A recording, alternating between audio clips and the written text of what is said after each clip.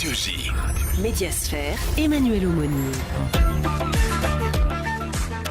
Bonsoir à toutes, bonsoir à tous et bienvenue pour ce nouveau numéro de Médiasphère. Nous allons nous intéresser ce soir au métaverse, c'est le titre de votre dernier ouvrage, Morgane Soulier. Bienvenue sur Radio J. Bonsoir, merci de me recevoir. Alors, le métaverse, on y reviendra bien évidemment tout au long de l'émission, c'est un peu le but de cette émission, mais on va tenter de le définir sommairement. Donc c'est un monde virtuel, qu'on y passe quelques heures ou qu'on y passe toute sa vie, qu'on y aille pour travailler ou pour se divertir. C'est un ensemble de mondes virtuels que vous décrivez, et à cet effet, ils existent depuis longtemps. Vous donnez les exemples de jeux en ligne comme World of Warcraft, comme les Sims, comme Second Life. Mais là où le terme de métaverse s'est un peu démocratisé, en tout cas où on a commencé à l'entendre beaucoup, c'est en 2021, avec Mark Zuckerberg qui transforme Facebook, en tout cas le nom et le groupe en Meta, et il déclare qu'il va investir 100 milliards de dollars en réalité virtuelle, pour augmenter la réalité virtuelle, donc c'est plus ou moins le métaverse. En 2024, c'est quand même plutôt un constat d'échec. Comment est-ce que vous l'expliquez ? Alors, il y a plein de notions dans tout ce que vous venez de dire. On va essayer de reprendre point par point. On a une demi-heure, ça tombe bien. C'est génial. Sur la définition du métaverse, il faut savoir que c'est assez difficile, surtout quand cet ouvrage a été écrit début 2021, puis 2022, et pour finaliser 2023. C'est très difficile de donner une définition à un terme qui est tout juste naissant et qui n'existait pas à l'époque dans le dictionnaire. Il faut savoir que le petit Larousse et que le Robert ont mis le mot métaverse dans le dictionnaire cette année, début 2024. Donc en fait, finalement, c'est vrai que c'est quelque chose qui est assez naissant, des notions qui sont naissantes, des technologies qui sont émergentes. Donc vous avez décrit un ensemble de mondes virtuels ou des mondes virtuels ou plusieurs mondes virtuels dans lesquels on va pouvoir avoir des jeux, on va pouvoir faire des jeux vidéo. C'est encore très, au moment où on a écrit, c'est encore très balbutiant. Moi, je décris plus le métaverse comme l'évolution d'Internet. C'est-à-dire qu'il y a l'Internet comme on le connaissait avant, qui est en 2 dimensions. Vous êtes derrière votre écran. Là, en fait, c'est toutes les activités qu'on va avoir qui sont de plus en plus immersives, donc en 3 dimensions, où on va pouvoir effectivement avoir tout un tas d'activités, qu'elles soient personnelles, enfin sur le plan personnel, c'est-à-dire aller à un concert, retrouver des amis, acheter sa prochaine paire de baskets dans le métaverse, ou professionnel, c'est-à-dire avoir des activités de réunion avec ses collègues, de pouvoir faire collaborer des équipes à un niveau international dans des mondes immersifs. Donc ça, c'est vraiment comme ça que je visualise. Enfin, oui. Pas moi, je ne suis pas visionnaire. En tout cas, Internet dans ce domaine-là. Métaverse, pour juste terminer sur cette notion de Mark Zuckerberg et de 2021. Pourquoi est-ce que Mark Zuckerberg a choisi ce moment-là pour prendre la parole ? Pourquoi est-ce que le terme métaverse... On dit qu'il est allé trop tôt, trop fort. Le contexte, il faut rappeler le contexte. En fait, Mark Zuckerberg a opéré son rebranding le 26 ou le 27 octobre 2021. Annonce en grande pompe. Et là, finalement, aux yeux de chacun d'entre nous, qui sommes des citoyens, qui sommes des consommateurs, qui sommes le grand public lambda, on a pris connaissance de ce mot métaverse qu'on avait, pour la plupart d'entre nous, jamais entendu avant. Il faut savoir, il faut recontextualiser le pourquoi Mark Zuckerberg prend la parole à ce moment-là.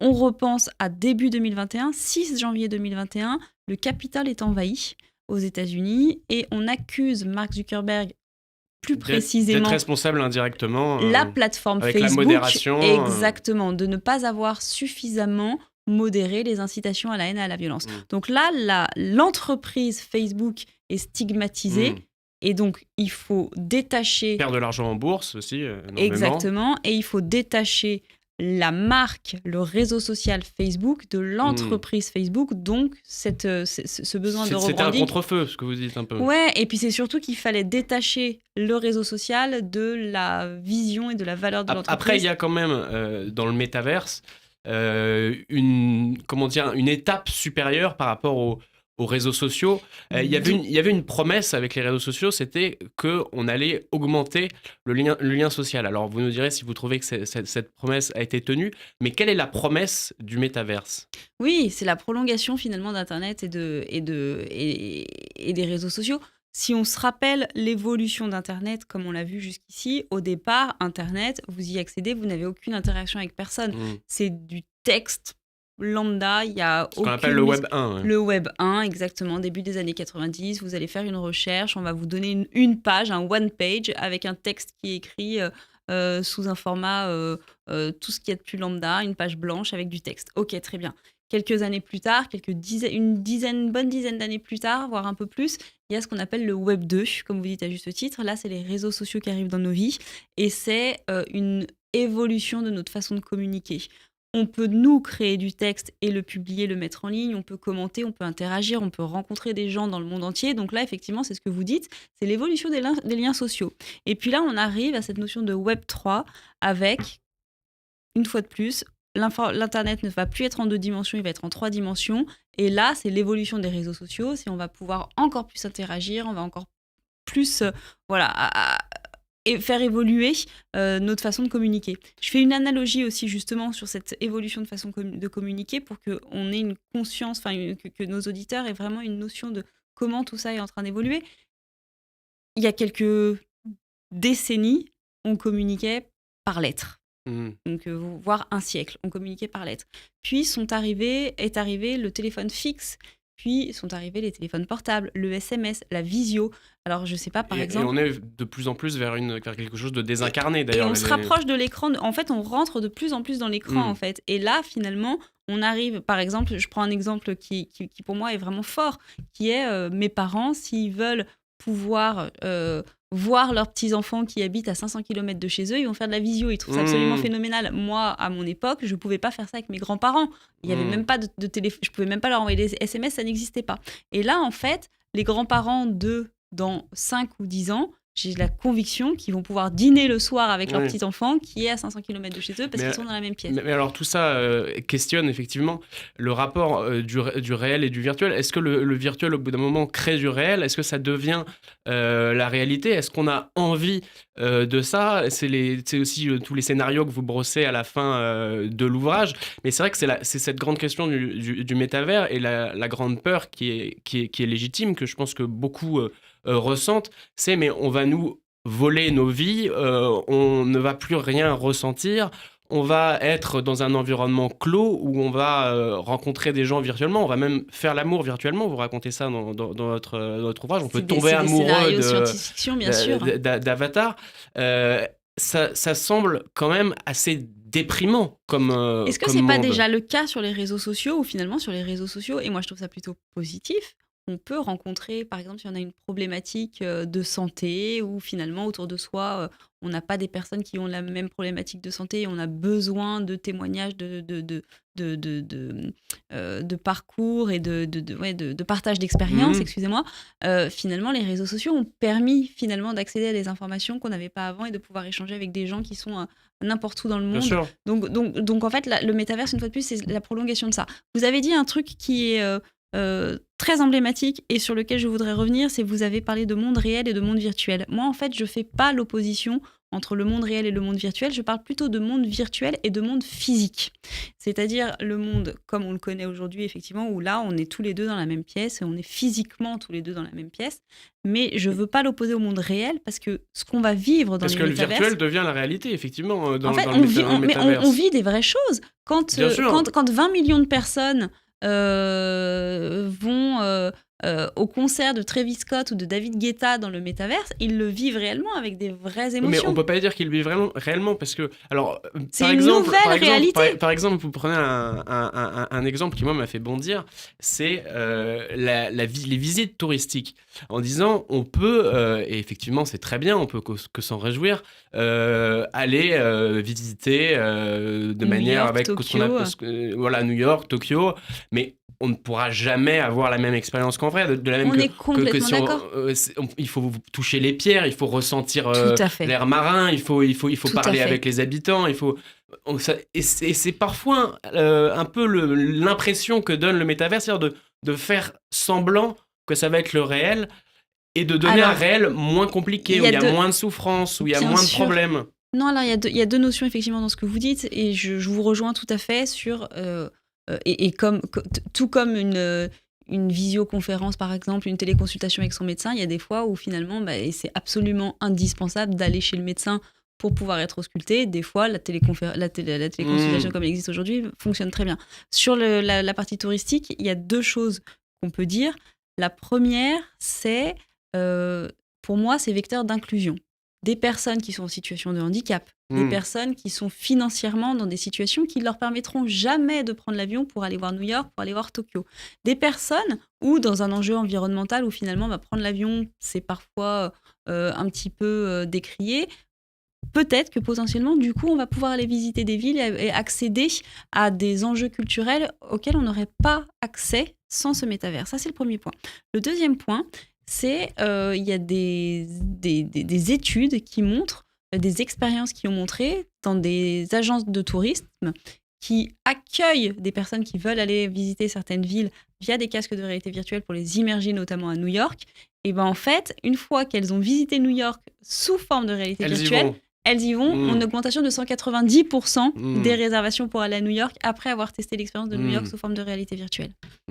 Et alors, vous écrivez aussi que selon McKinsey, en 2030, le métaverse représenterait un marché de 5 000 milliards de dollars. Donc, c'est-à-dire qu'un être humain sur 4 passera au moins 1 heure par jour dans le métaverse. Si cela est vrai, comment notre économie va-t-elle s'adapter? Est-ce que parce qu'on a l'impression qu'on n'est pas prêt du tout, quoi. Alors en fait, quand on n'entend pas d'hommes politiques nous parler du métaverse. Quand on parle, alors on n'entend pas de politique qui parle de métaverse, mais il y a déjà tu Mélenchon une fois, mais il y a déjà des usages très très concrets dans le domaine de la santé, dans le domaine de l'industrie. On y reviendra peut-être après.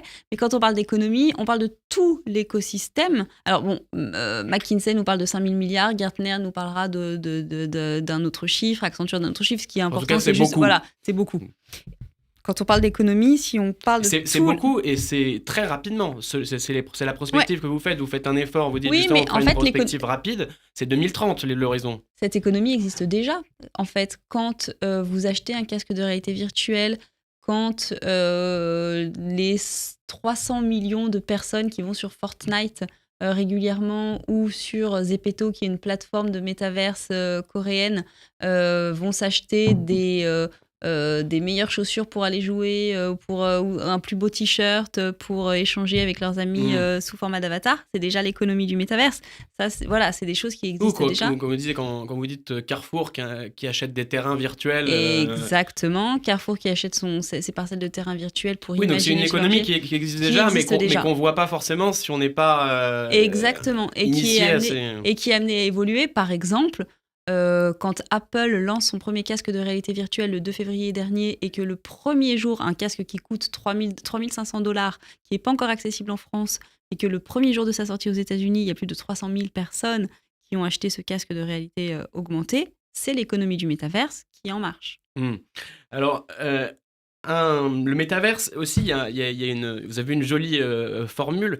Vous dites, c'est un peu comme notre mythologie, et le codeur prend la place du conteur. Mais ça sous-entend aussi qu'on serait un peu des enfants, parce que à qui on raconte des histoires, en général, c'est les enfants, et ça laisse un peu l'impression que le métavers, ce serait un doux cocon dans lequel on nous enfermerait, mais on serait évidemment consentant. Et puis, d'autres personnes auraient un peu le contrôle de nos vies. Et puis nous, on n'aurait plus besoin de travailler. Au fond, on serait plus dans le divertissement. Ça, c'est pas que le métaverse. Alors là, vous faites écho finalement. Si on reprend les 3 grosses parties du livre, il y a la première partie qui est vraiment l'histoire de l'Internet, comment est-ce qu'on en est arrivé là. La deuxième partie qui s'adresse plus à des cas d'usage très concrets du métaverse comme il existe déjà. Et comme vous le disiez tout à l'heure, la troisième partie, c'est vraiment des scénarios, ces 4 scénarios, un peu science-fiction. Moi, j'appelle ça un peu un roman de science-fiction, où on essaye de montrer quelles pourraient être les différentes évolutions de notre vie à l'ère de l'intelligence artificielle et du métaverse. Et quand vous me parlez justement d'un doux cocon où on s'installerait et où finalement il y aurait quelque chose d'automatisé qui ferait les choses à notre place, parce que finalement... le métaverse, c'est quand même un postulat quand même de départ, c'est que le monde physique ne nous convient pas. Ou qu'en tout cas, on veut l'améliorer. Non. On veut l'améliorer par le... Non, absolument pas. Ça va être une facilitation de certains usages. Par exemple, tout à l'heure, on parlait d'économie. Je prends souvent cet exemple-là. aujourd'hui, depuis qu'Internet existe et depuis que ce qu'on appelle les marketplaces, les boutiques en ligne existent, finalement, aujourd'hui, si vous voulez acheter une nouvelle chemise, vous avez 4 scénarios pour pouvoir le faire. Vous avez 4 possibilités. La première possibilité, c'est vous allez en magasin, vous achetez vos chemises, vous repartez avec. La deuxième possibilité, vous êtes chez vous, vous allez sur Internet, vous achetez votre chemise, vous la faites livrer. La troisième possibilité, vous allez en boutique, vous essayez la chemise, vous la trouvez sympa, vous hésitez, vous rentrez chez vous, vous dites finalement j'aurais dû l'acheter, vous allez sur Internet, vous l'achetez. La quatrième façon, c'est vous allez sur Internet, vous vous renseignez pour la chemise qui vous plaît, mais bon, vous connaissez pas vraiment votre taille, donc vous vous déplacez en magasin physique pour l'acheter. Et finalement, le métavers, ça va être un nouveau canal de distribution aussi pour, typiquement, Nike, aujourd'hui, a son showroom dans le métaverse. Et vous Gucci pouvez aussi, ouais. Gucci, voilà, il y a tout un tas d'entreprises comme ça, même McDo, où finalement vous pouvez créer un truc un peu ludique. On peut commander une pizza aussi. Exactement, vous la faire livrer. Dans le Et métavers. finalement, c'est juste un canal de distribution complémentaire. Une fois de plus, comme je le répète, c'est une immersion. Après, qu'on adhère ou non au concept, moi, je suis pas une défenseuse du métavers. Dans le livre, Ouais, c'est équilibré. Aucun parti pris. C'est juste ma conviction que le monde évolue vers ces domaines-là et que nous, en tant que, une fois de plus, que citoyens, que consommateurs, que grand public, on doit avoir conscience de ce qui est en train d'arriver pour l'utiliser à bon escient, justement. Alors, il y a autre chose que vous dites qui, là, peut être assez positif pour le métavers, qui va à rebours de ce qu'on pourrait penser.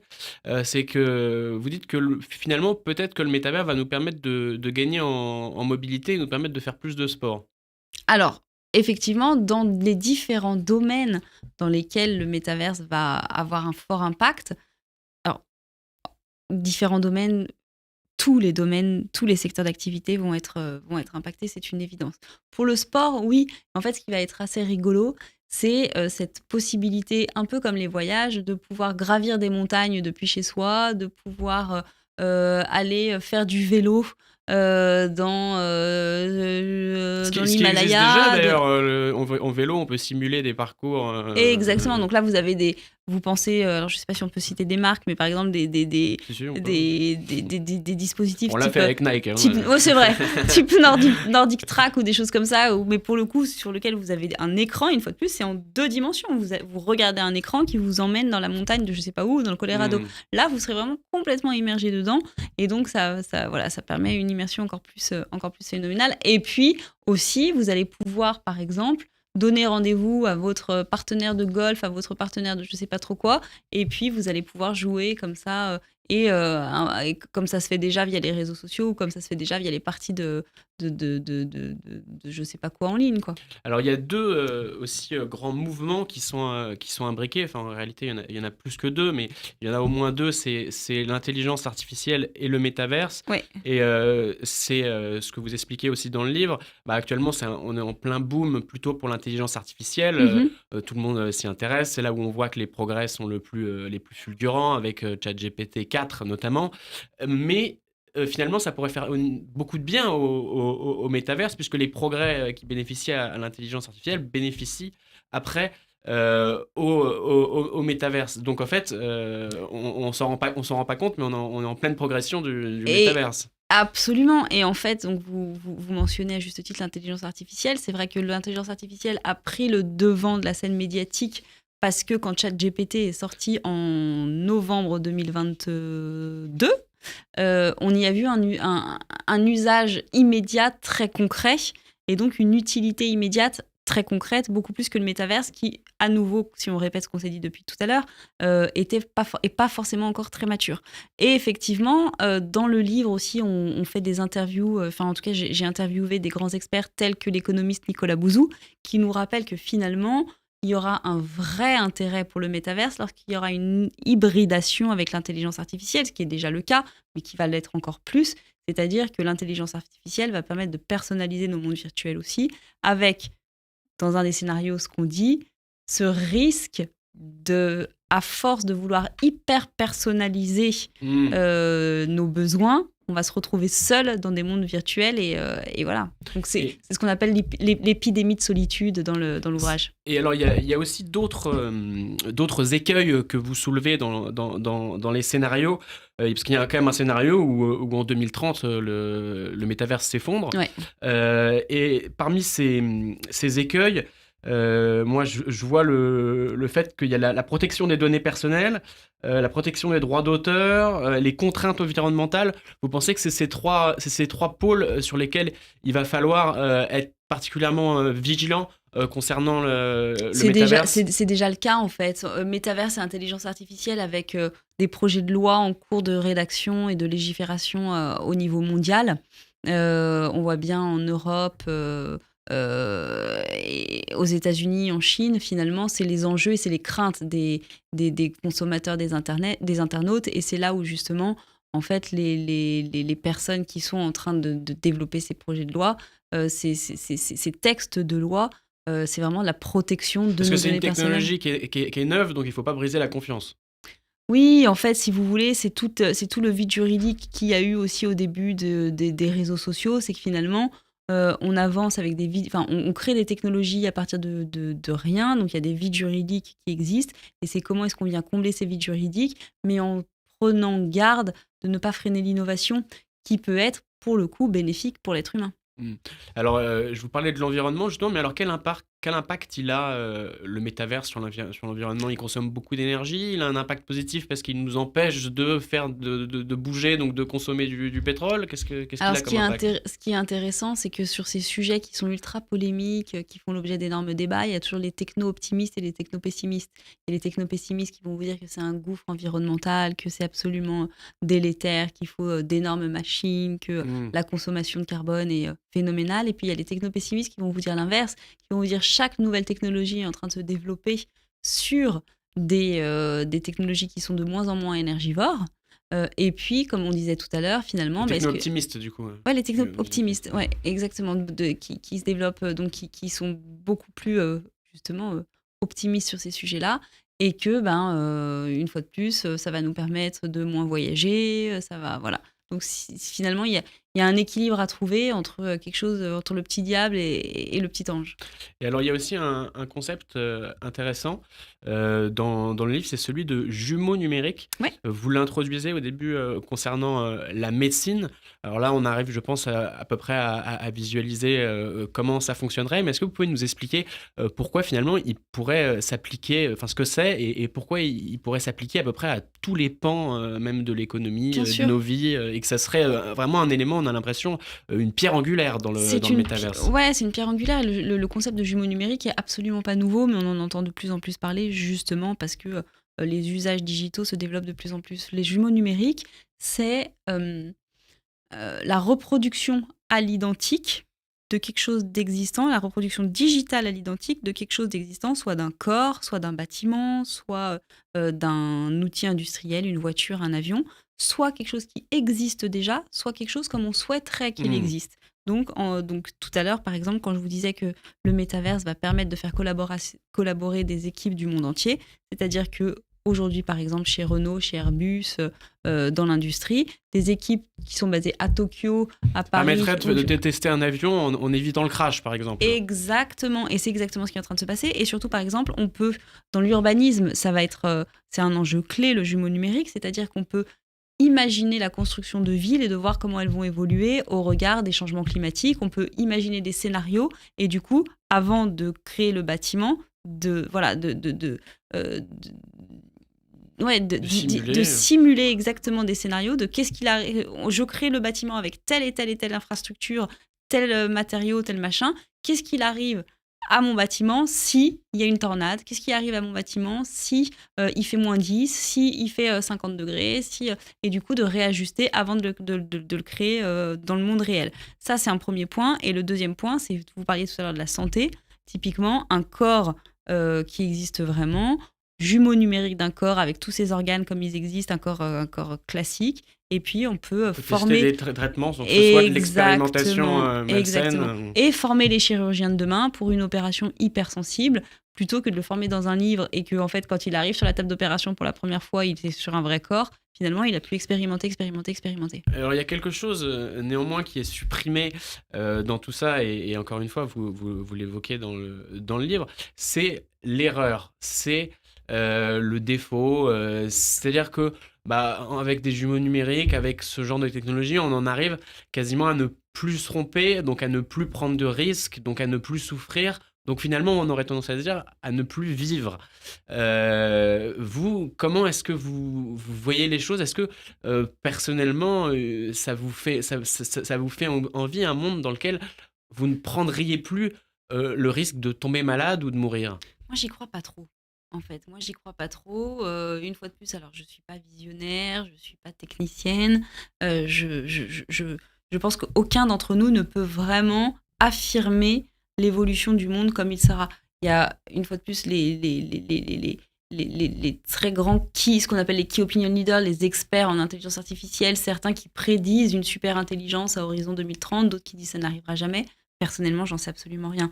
Ce que je sais, par contre, ou en tout cas ma conviction, c'est que nous, êtres humains, on a des besoins vitaux, fondamentaux qui ne varieront jamais, qui sont de manger, qui sont de dormir, de éventuellement se reproduire. Enfin voilà, il y a de se retrouver, il y a l'émotion qui est présente. Et ça, finalement... On sait qu'ils ne pourront pas être stimulés, que par exemple, le besoin d'amour, on ne peut pas l'avoir de manière virtuelle. Alors ça, si, mais par exemple, manger, vous aurez toujours besoin de manger, finalement.